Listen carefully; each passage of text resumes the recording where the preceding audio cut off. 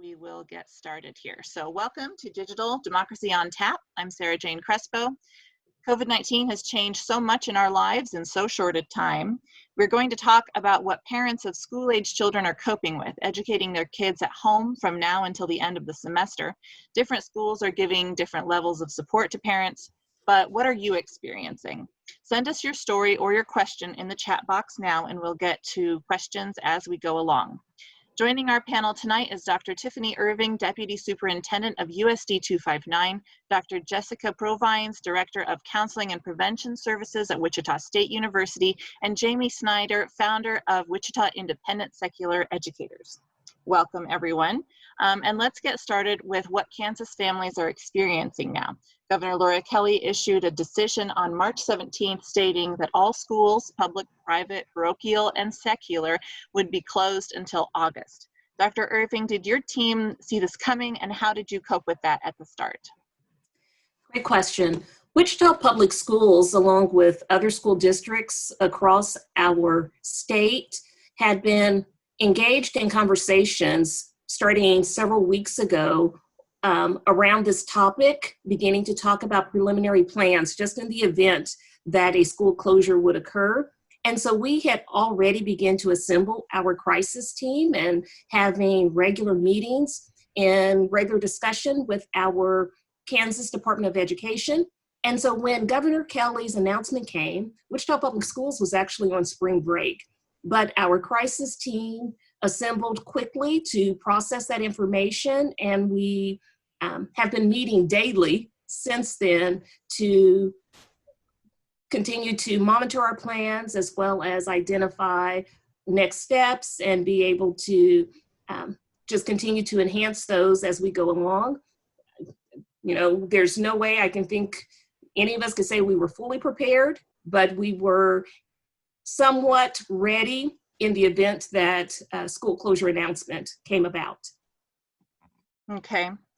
And now how has it sort of evolved from there? Where did you go from you know, that first initial reaction to where you are now? So again, when the announcement first came, a majority of our staff was off. It was spring break. And so our team that assembled comprised of some district leaders who are all a part of our crisis team anyway. But again, since then, that crisis team, we meet every day. That includes weekends as well. And we are just methodically just going through where we're at, what are some of the needs. We're constantly looking at feedback that we're receiving from our stakeholders. So what might we need to adjust, which has been something that's happening on a daily basis. I mean, things that we thought last week that we were going to be able to do today, we have learned have not been able to be implemented as smoothly as we would have liked. So we've had to go back and do some revamping, and we'll continue to do that. And because our team meets again daily, it provides us an opportunity to monitor, okay, how has today gone? And then what might we need to do differently, not only for tomorrow, but even moving forward. One of the things that we have done with this also is recognize that we don't have all the answers. And so let's chunk out what we're trying to do. And we have been implementing in what we call phases. And so knowing that, okay, let's know what we're going to be doing for this next 2 weeks and begin to work on plans for then after, because we know things are evolving and changing daily. And there's going to be a need to make those adjustments along the way. So, Jaime, what can parents do to establish a realistic schedule? What would you recommend first for parents who have never done anything like this before? Kind of where do they start? I would say the first thing that I would suggest is that you be very flexible and forgiving of yourself and your kids. This is new for everyone. You're going to have missteps. Some days are going to be harder than others. But what I would really stress is that you try as much as possible to have a rhythm to your day.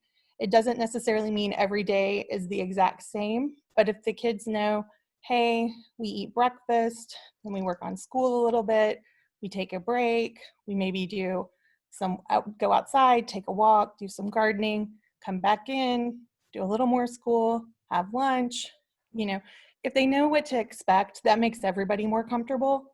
Also, I think it would be especially difficult to try to keep their sleep schedules normal. I think the inclination is, hey, we're home, especially coming off spring break when maybe we were a little more lax with the sleep schedules, to kind of keep that going. But I think just to keep everybody sane and calm, just to say, you know, maybe you don't have to go to bed at 8:30 like you do when you're going and physically going to school, but you know, you're not staying up till midnight either. So kind of maybe meet in the middle, particularly for the older students.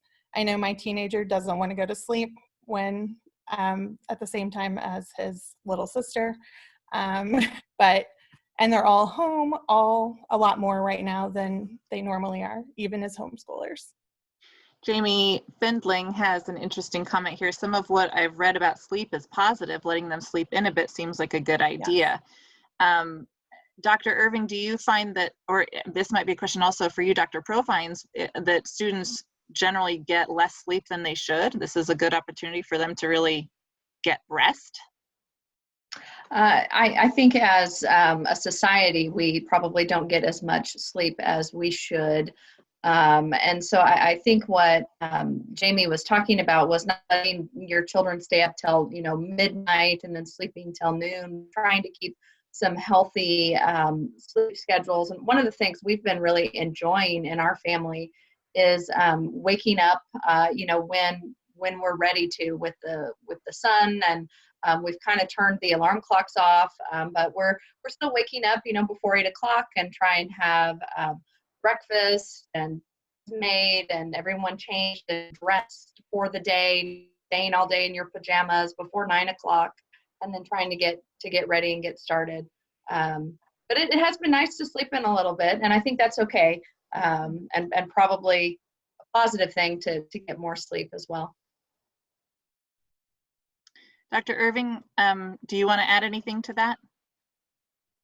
I would just echo what has already been stated. I think whether we're talking about our children or whether we're talking about adults, I think we all may not get as much sleep as we should. One of the things that we are also promoting with our continuous learning plan, and we'll continue to provide information for our families around, is just social well-being. And so whether that is making sure that we keep those schedules of getting sufficient rest, or whether it's about still eating healthy habits during the day and finding ways to still be physically active around the house.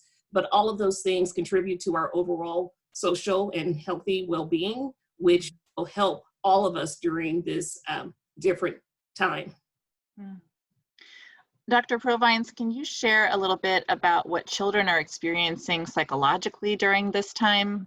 And that's probably a really big question because it'll depend on the age of the child, but what do you see, or what do you see happening, I guess, with kids?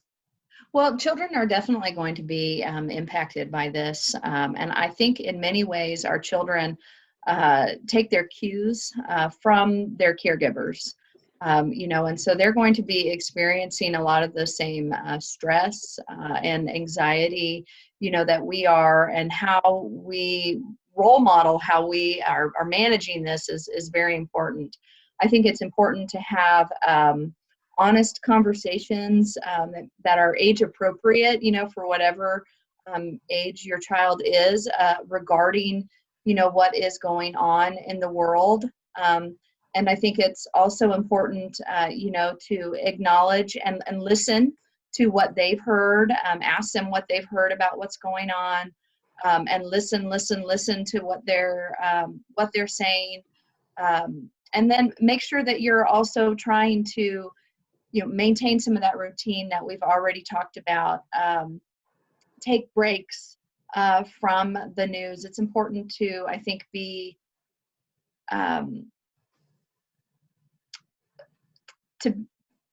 to have a strategy on how you get your news. You know, make sure that you're using trusted sites, and that you're limiting some of the coverage on which you're keeping up with this.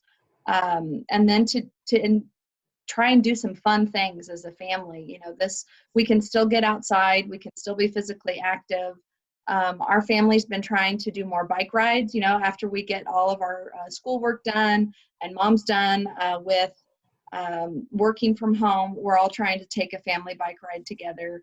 And so children are experiencing the anxiety that we are. They're also feeling some of that grief and loss, particularly our you know, seniors, those in 8th grade who might be graduating from middle school, moving on to high school, some of these end of year celebrations that are so part of our culture about moving on to the next step have been postponed due to this. And so there's a lot of grief about, you know, not having your senior prom or your graduation. And so acknowledging that, being age appropriate, and trying to be a good example for how we can remain positive during this crisis is, I think, important. Thomas has a question. Anyone have ideas for virtual classroom field trips, looking for 7th to 8th grade type field trips? There's definitely a lot of virtual field trips available right now. One that my kids have been enjoying that are close to that age range are the Reef Relief, has some marine biology field trips and lesson plans. There's science experiments in there. They do a really nice job. There's a lot of the museums around the world are actually doing virtual tours, so you can see different art collections and explore them. There's a lot of VR tours as well. So we have a list up on our site. I'll be adding some other ones this evening. So we'll also be continuously adding to our site, but one in particular that stands out to me is Wide Open Schools, and it has all types of activities as well as virtual field trips related to different content areas or museums or zoos and things of that sort. And so I would encourage folks to maybe check it out. Okay, there are also some suggestions that are coming in on the chat. Nearpod has some awesome digital field trips, says Jaime. Also NASA has a couple with Mars. That's really cool. So there's some interesting stuff going on in the chat. And I know one go ahead. thing we did as a family just recently, we rode our bikes to the nature trails, which were you know, not far from our home, and we took a little nature walk. And so that was, I have young children, and so that was like a field trip for them as well. So remember, while we want to practice good physical distancing, that it is still okay to get outside, get some sunshine, and go explore some nature, as long as you're keeping your you know, distance from others. On the topic of sunshine, Dr. Provines, I mean, how much does actually getting some vitamin D, is there evidence for how that minimizes depression? I think people are probably getting into depressed states over this. We're sort of getting into the adults, which I wanted to ask about a little bit later, but how much does that really affect someone just to get out into the sunshine for 15 minutes or half an hour a day? Yeah, I think one of the things about that I'm trying to find the positive, I think that can be a coping skill, is to try and intentionally take a perspective where you're trying to find the positive in the midst of all of the negative challenge. And that is that this is happening in the springtime. So thank goodness, right, that we're starting to warm up here in Wichita and that we can get out. I just kind of keep thinking, wow, if this had hit really heavy in our area 2 months ago, how much more concerned I would be, just because our days are shorter, there's less sunlight, it's colder, less opportunity to get out and get that vitamin D. So we know that seasonal affective disorder is a real thing, that people tend to have that lower mood in the winter months when we're less active and we're you know, getting less sunshine. So that is a positive that we can think about during this, is that we've had pretty good weather. So get outside, take advantage of it, and maybe, you know, call your parent or call a sibling or someone who hasn't heard from you, and take a planned walk where you're getting social, but you're also getting outside. Dr. Irving, how is the Wichita School District using the kinds of tools like Zoom and Google Hangouts in a productive way? We certainly saw how it could be unproductive at the very beginning of this chat when people come in and Zoom bomb you. What are people, how is USD 259 using technology to help with education? Well, first I have to say, as shocking as the intro was, it also has taught me something to be able to go back and make sure we identify how we can communicate to our staff when this might be a possibility. Had never heard of Zoom bombing until today. But there are multiple platforms out there, technology platforms out there. Within Wichita Public Schools, our primary platform is Microsoft Teams. And so what has been occurring throughout this week is every day we've been providing trainings for our staff to help prepare them for, yes, we're talking about remote learning, but also it's important for our staff still to participate in collaborative time with their teammates, for them to still have opportunities to plan with their content and grade level partners. And so our technology training this week has occurred daily for our teachers and administrators, as well as paraprofessionals.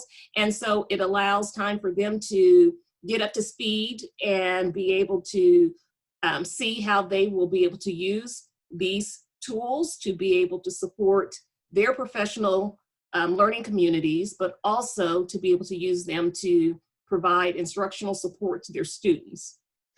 For the most part, are teachers kind of hanging on to their classrooms? Are they still the ones, you know, with the agenda? Are they sticking to the plan for the semester on these different subjects, or has everything just kind of been blown out of the water as far as the educational subject matter that was going to be covered?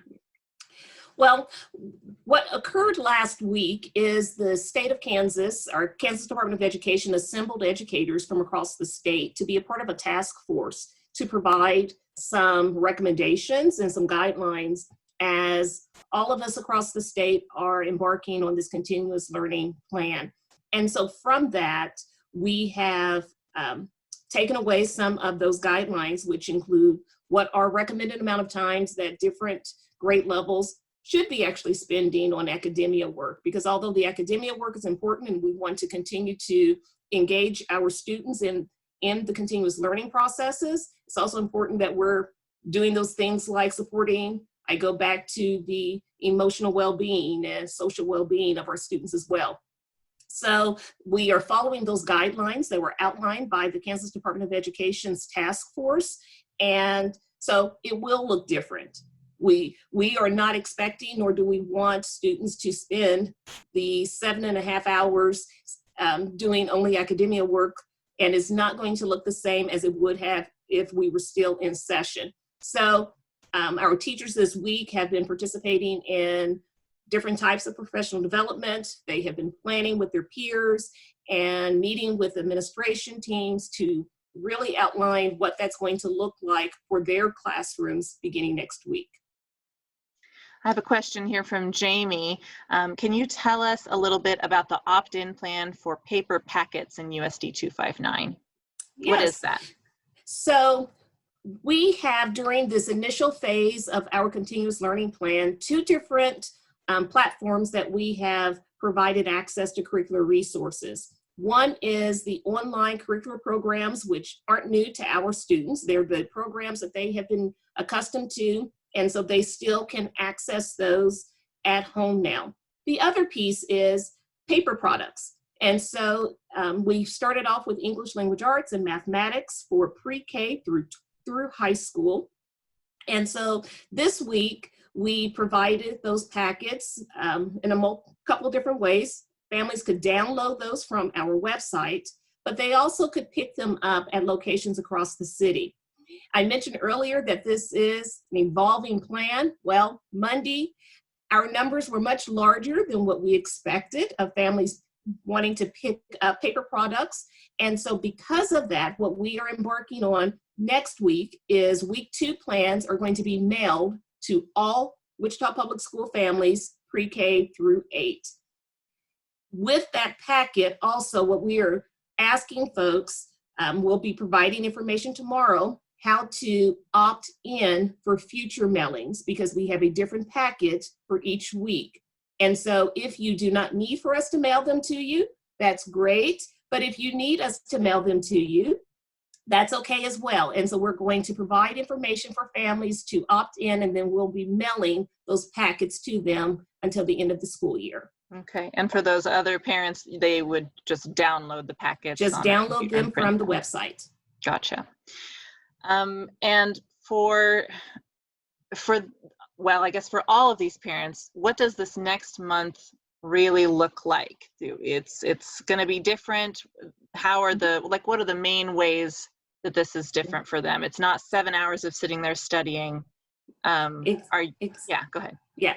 So I mentioned phase 1 was just getting some of those resources available to our students and their families, and for our families to know how to access them. So phase 2, which begins actually Monday, is where parents and students can expect their teachers to take more of the reign of this continuous learning process. And so it means that families are going to be contacted by teachers, informing them of what time they are going to be reaching out to provide instruction and support and feedback.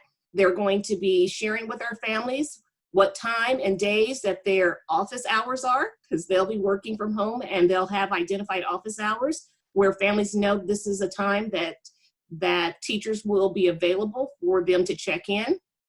And so what is different next week is the packets and the online resources are two different platforms, but really what's going to happen is teachers being actively engaged, working with their classroom, their students, on what that continuous learning plan looks like. And that's what's been exciting to see is as I've learned of some of the planning that our teachers are doing, some of the innovative things that they are doing, and they're planning this week to prepare to begin phase 2 of their work to begin next Monday.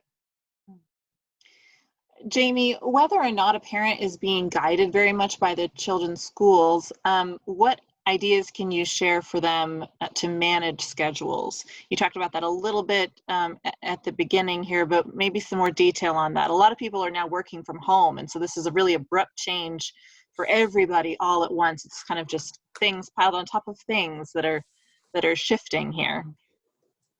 So it's really going to depend on the individual situation. For example, if you have multiple kids at home, if you have a partner at home that you're both working from home, one of you's working from home, if you're a single parent, all of those things are going to impact that. The number one thing I would say is to communicate with the people you live with. So if you know you have to be on a conference call at 1 o'clock, then you need to make sure the kids know that and that they have activities planned to keep them engaged, quiet. It also varies a lot with the age of kids. When my kids were younger, it was a lot more difficult. They're all old enough now that if I'm like, hey, I'm getting on a conference call, I need you guys to, please not run screaming through the room, they can do that. If you have a 5-year-old and babies or toddlers, that's going to be a little bit more difficult. Another thing I would say is just to make sure you're making time for everybody's needs. And those are going to change from day to day, depending on what your work needs, depending on what the kids need, depending on what the school's requiring. Just make sure to pace yourself and give yourself and your kids a lot of grace, because it is totally new for everyone. I think one of the best things to come out of this, as somebody that's worked at home with kids for the last 13 and a half years, is people are a lot more understanding now when things happen, that, hey, everybody's trying to do the best and hang on to our new normal right now.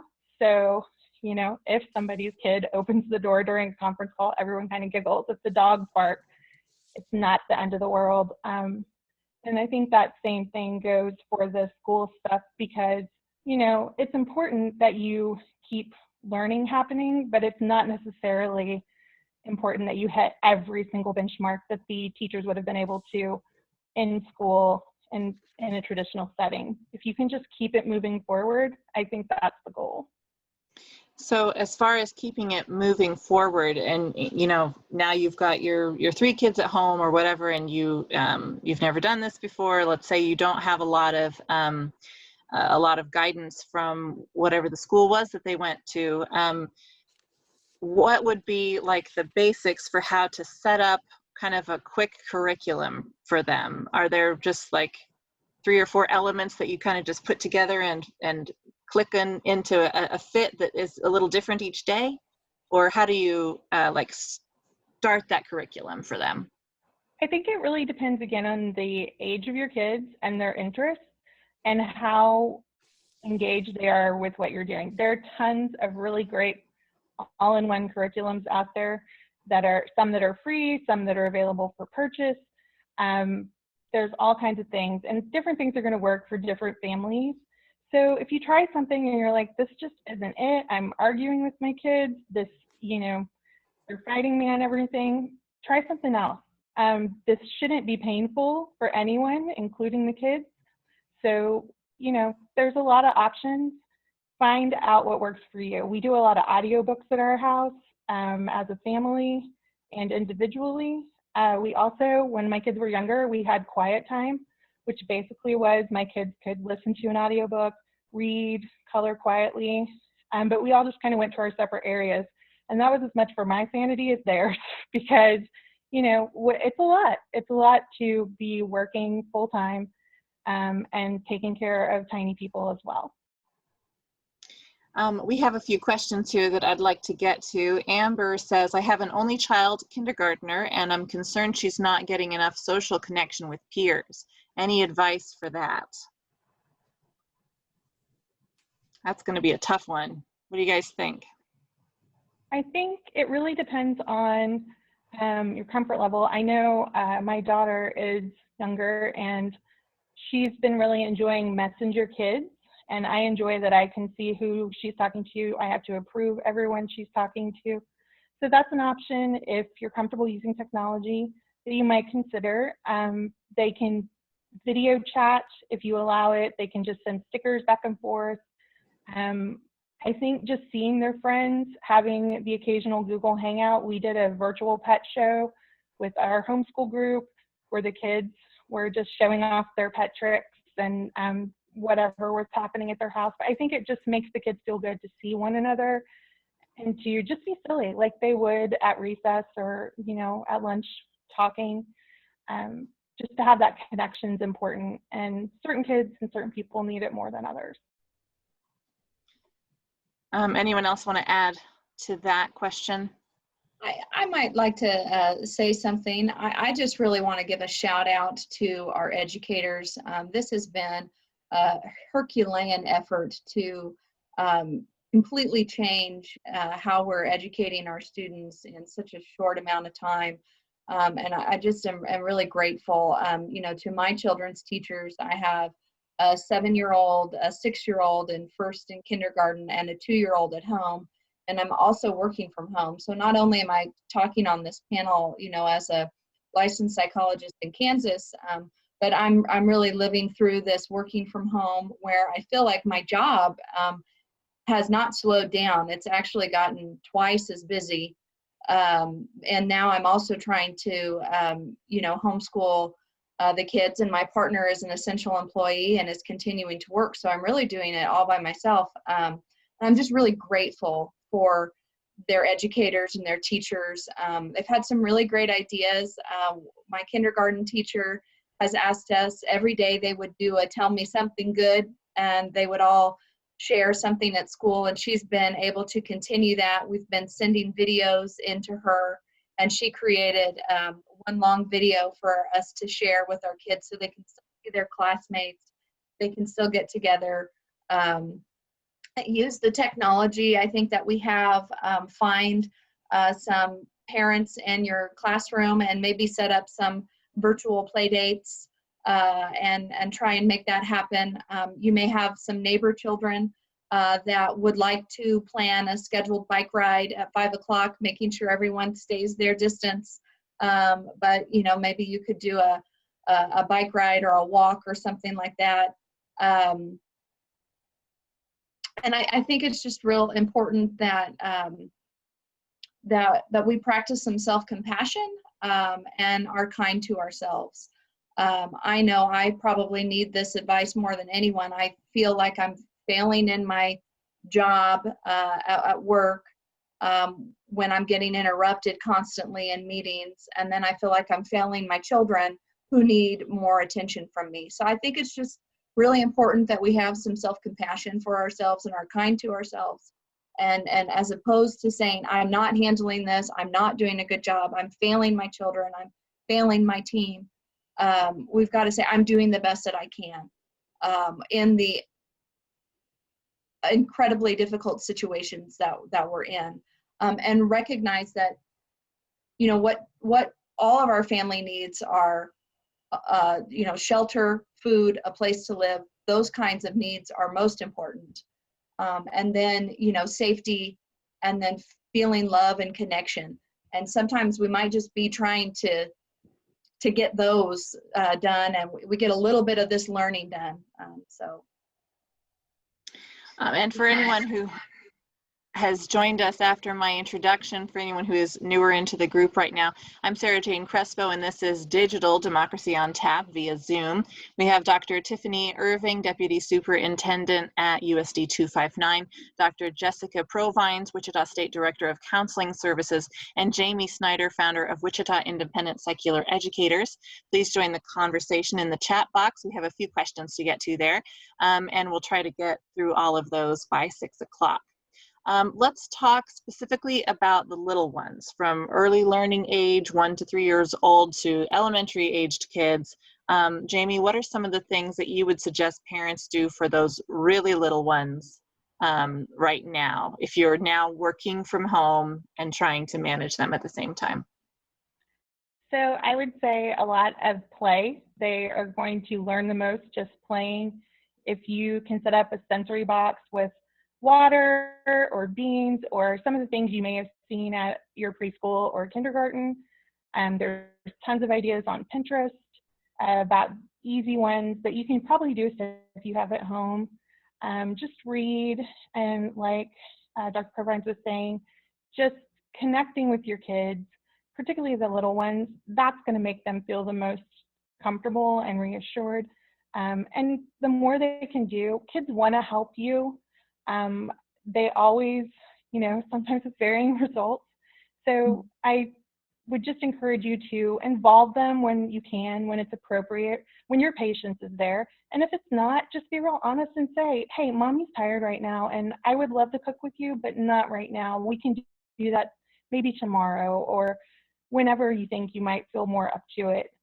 Just try to set everyone up for success and set expectations that are realistic for all of you, and just be kind to yourself, because it is hard. And going just 24/7 with little tiny people can be exhausting all by itself. It seems like a lot of these tips, it comes down to finding the resources that you like the most, and then doing some prep work that tomorrow maybe we're going to use these 3 tools and we're going to just focus there, and then the next day you'll have another little plan. So I mean, I'm assuming it kind of takes less and less time the more you do it. But is that kind of the right idea, Jaime? I would say definitely that's been my experience. When I very first started this, I was really trying to create school at home, which the teachers work so hard to engage so many different children in a classroom setting. So they're doing a lot more work. So if you're trying to replicate that, it's very difficult to do that. But the more you sit with your own kids and you see how they learn best, and you are able to find things that speak to their interest or their needs educationally, it becomes a lot easier because you start being able to trust them, trust yourself that these are going to work. I'm a big fan of kind of setting a goal or two for each day for each kid, and for me personally, and just kind of being like, if we only get that one or two things done, I will feel like we've gotten somewhere. Because I think it's real easy for all of us to make a real long list of things and then be like, man, we only got through half of that. And it's like, but look at what you did. That's amazing. You got through half of it with 3 people at home, and, you know, you fed them all. Everyone's happy. Everyone's contented, or, you know, maybe not, but they're at least, you know, cared for and loved and feeling connected to the family. And I feel like that's just so important to keep doing. Dr. Provines, what are some of the ways that adults can manage their stress in the middle of all of this? Where, you know, sometimes it sounds like this perfect world where, you know, you're just gonna keep on loving your kid, even, well, of course you're gonna keep loving your kid, but, you know, they're driving you bananas. How do you deal with this sort of stress in the middle of this vast uncertainty about the world and what is happening in our country and elsewhere, while simultaneously being given more responsibility? What do you think people need to keep in mind? Well, we've got a visitor here. You know, I think it's just important to be really realistic with your expectations, you know, of yourself and what you can do. I already talked about having some self-compassion, but it's important, you know, I think to have, we've talked about the importance of a routine, not only for the children, but it's also important. All humans need some kind of routine. So it's good to, you know, have some kind of routine. I'm trying really hard to avoid, you know, staying in my pajama pants during the day and get up and, you know, as if I was going into the office, and then taking breaks. I think it's important. You can get really sucked in and the emails keep coming and the stuff keeps coming, and to feel like you've got to get it all done. But yeah, set goals for yourself, like with children, and then, you know, be kind to yourself. Take a break from all of the news. It's important to stay informed, but make sure that you take a break. And then as we practice this, you know, physical distancing, like I'm liking to talk about, make sure that we're also finding ways to socially connect. So I'm really grateful to you, Sarah, and KMUW for hosting this and providing a space for parents to talk and discuss. Bye there. And you know, making sure that we're finding ways to connect with our supports is really important. I talked about the idea of doing a planned call on a walk, or, you know, you can do a game. You know, you remember the old Words with Friends. So, you know, and there's lots of new ones out there. A house party is something I've heard that people are doing with their friends, and or you can play games. So find a way to be social, take breaks, be kind on yourself, have realistic expectations of this reality that we're in. Dr. Erving, getting back to the little ones, what, for as far as elementary aged children, what is USD 259 providing for that age range? And then I'd like to, after that, get into middle school and high schoolers, as far as, you know, overall goals for that group. Mm-hmm. Well, a lot of it I've already mentioned somewhat during this first week, was access to different types of resources, and then next week beginning to have that more direct contact with classroom teachers. But one of the things that we're just really wanting to emphasize to our families is that we do not expect them to try to replicate what their child's learning experience would have looked like if we were still in a regular school setting. this is much different. And so what we want is to be able to continue to keep our students engaged in learning opportunities and be able to support them on that learning journey. But their school day is not going to look the same now as it would have if we were in regular session. And so we have provided recommended times of how long we believe that students should be engaged, and that varies depending on the grade level. And we are giving suggestions and tips on how to set up a learning environment that a student or your child should maybe be engaged in while in the home setting. But at the same time, I've heard before things like routines and schedules are so important, whether you are a pre-K student or whether you're a high school student. Establishing what those routines are, even writing out what the schedule is, so that it is a visual reminder and it's on the refrigerator or wherever you post it around your home, so that we all know that this is around the time that we're going to be engaged in whatever these other type of activities are. I can't stress enough the emotional well-being type of activities and supports.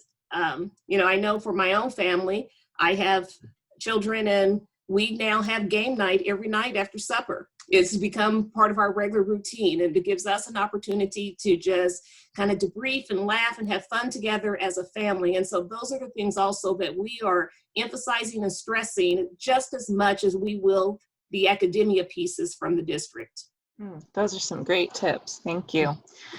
Jaime, would you kick off a little conversation on middle schoolers and high schoolers, if they ought to be lumped in together or not? I'm not sure. How do, what should parents kind of think about first as far as setting up a sort of homeschooling routine for those older kids?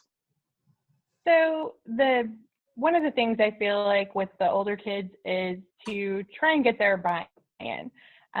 Show them what needs to be done, ask them let's come up with a plan to how you're going to accomplish this.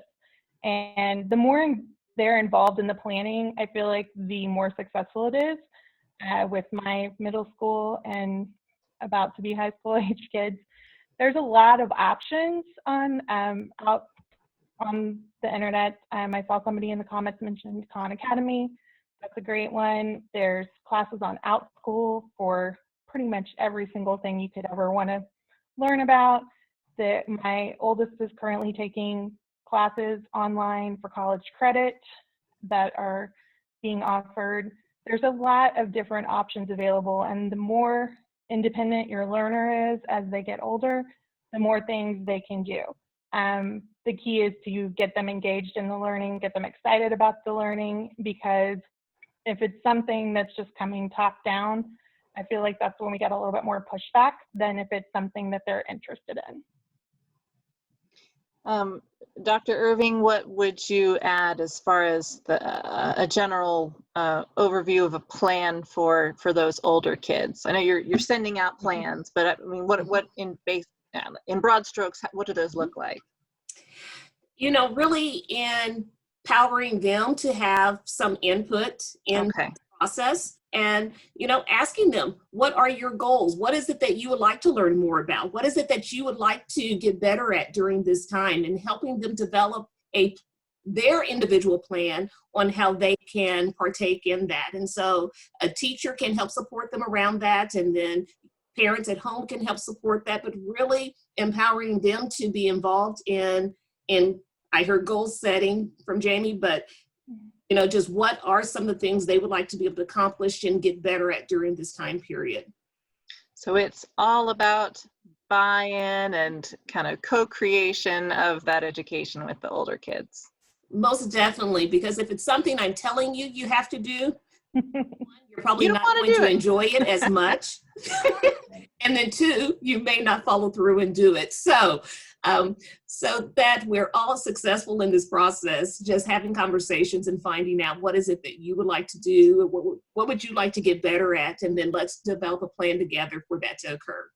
Very cool. Now, graduating seniors, of course, have this whole other hurdle. What is being done for high school seniors right now? Well, my heart goes out to our high school seniors that are missing out on many of those events that we as adults still reflect upon and recall as those memorable events during our high school senior year.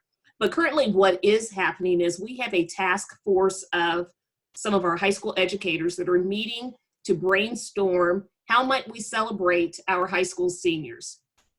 And we are working with that team to identify some possible ways. We also have a date that we're trying to get organized where Superintendent Thompson will be having a virtual meeting with students actually to get their feedback on possible ways that we could celebrate our seniors. So we know graduation is not going to look like it traditionally does, but we will most definitely be celebrating our high school seniors. Just don't know exactly what that's going to be like yet, but we will be communicating that as we have more information. We also have our high school staff, classroom teachers, counselors, and administrators all working together to ensure that all of our high school seniors still have opportunities as well as the resources to be able to complete their high school courses so that each of them are still on target to be able to graduate this spring. And so things that are happening at the high school level look a little different than what we're doing at our elementary and middle school. And that is predominantly the reason why is because we know we have high school seniors that after this situation, these events that we're in are over, still need to be on target for graduation, still need to be ready to be able to enter the career or college or workforce, whatever they have chose to do. So we need to make sure that we are still setting them up to be successful for that. Dr. Provines, I'd like to go back to parents one more time here. And if, what do you think is really our greatest psychological and mental health risk right now? And what should parents be watching out for during the months of April and May? If there are any other tips or warnings that you would share for people to be watching out for. And you're muted. Let's see. I'm going to unmute you. Nope. Oh, there we go. Great. I think I'm unmuted. I needed your help with that. Thank you. So for parents, we talked about the being realistic and having self-compassion. I am worried about how the continued stressors of this environment, the economic impacts that it's having on our families, and just the concern and the anxiety about the unknown and the health in our community is going to impact people. So I think it's really important, particularly if you have a history of any mental health concerns, that you're really taking care of yourself and making sure that that old adage that you can't pour from an empty cup, that you've got to be taking care of yourself first. You've got to be paying attention to your warning signs. And there are still mental health resources out there that are available. Many of my colleagues in the mental health community have really done a great job of making sure that mental health services are continued and uninterrupted in a remote fashion. So if you feel like you're getting depressed, having trouble getting out of bed, you're experiencing debilitating anxiety, that it's important that you speak with your healthcare providers and get the help and support that you need. Thank you. Jaime, what are some of the biggest tips, or some tips maybe you haven't shared yet with us for people who are getting started with this now and just need a few things to kind of hold on to? Resources, that's one thing, and I want to ask about that as well, but just the tips, the actionable little daily things that you could recommend.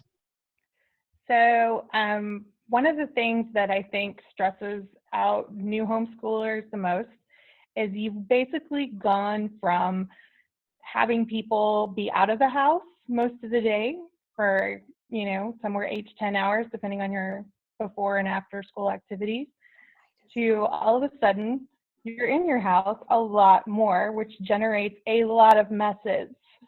So if you're somebody who really likes things neat, sometimes I would suggest that you have 15-minute pickups at least once or twice a day to just kind of reset your house. My kids have been doing that since they were very small because it stresses everybody out.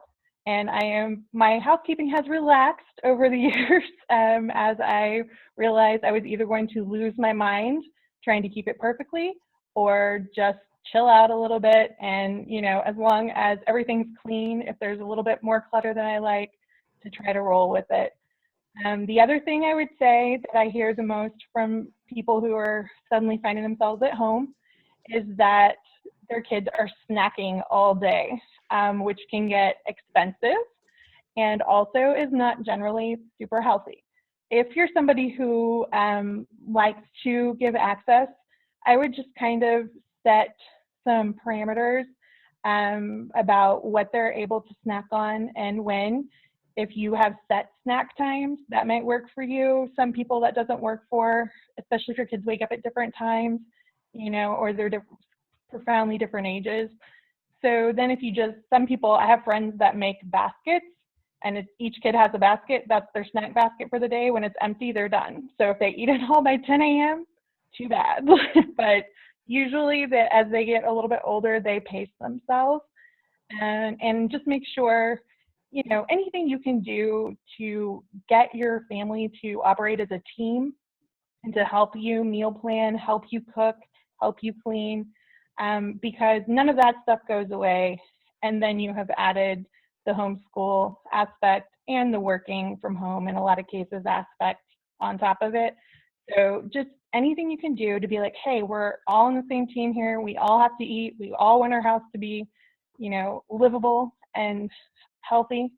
So just the more you can do that. And then the other tip I would say is when all else fails and you're pulling your hair out, just take them on a walk. Go outside, even if it's just for 15 minutes, just to get a reset. Very good. Well, we are pretty much out of time here, but I want you to each share any other resources that you can think of, websites or places where people can go that would be helpful in this conversation. If you could share just a couple of your favorites real quickly, and then we will start to wrap it up. Oh, Jessica's muted again. What's going on with you, Jessica? Did that? I There. keep muting myself Oh, because okay. the girls are in here, Oh. or they were, but now they've walked out. But I keep muting myself, but I can't unmute myself. So.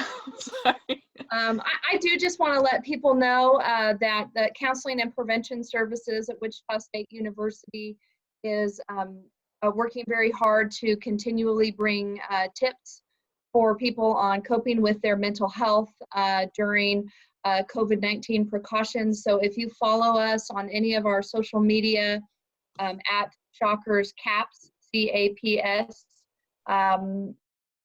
we have Facebook, Twitter, and Instagram. Daily, our counselors are bringing mental health tips to you. We also are doing a weekly mindfulness class on Wednesdays at noon. If you follow us on Facebook, you can participate in that mindfulness class. So tune in to our social media and our website, and we'll continue to be bringing you tips and sharing how we ourselves are coping with during this time. Thank you. Dr. Irving? I'm muted. Oh, you're good. Oh, can you hear I me? can hear you, yes. Okay. I'm sorry, I was having some tech issues, so I didn't hear this question. If you could... just any last resource or two that you think that would be helpful for people for this topic.